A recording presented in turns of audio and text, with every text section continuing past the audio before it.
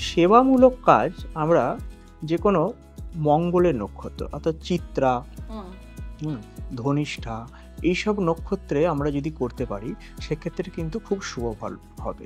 Actual সেবা আমরা কখন করছি? অর্থাৎ হয়তো কেউ দুস্থ যাদের তাদের আমরা কিছু সেবা করছি। অর্থাৎ এখানে একটা মঙ্গলের ভীষণ ভূমিকা থাকে। অর্থাৎ সেই নক্ষত্রে যদি আমি করতে পারি না?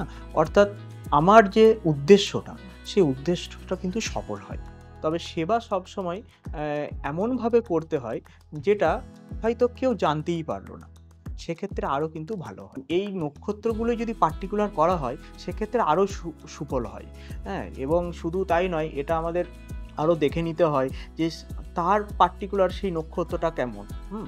অর্থাৎ সেই মৃগশিরা নক্ষত্রটি তার নিজস্বভাবে সেটা ভালো বা শুভ কিনা এটাও কিন্তু যেমন দেখে নিতে হয়। প্রথমত লাকি দিক দেখতে গেলে আমাদের আরো অনেকগুলো পার্ট দেখতে হয়।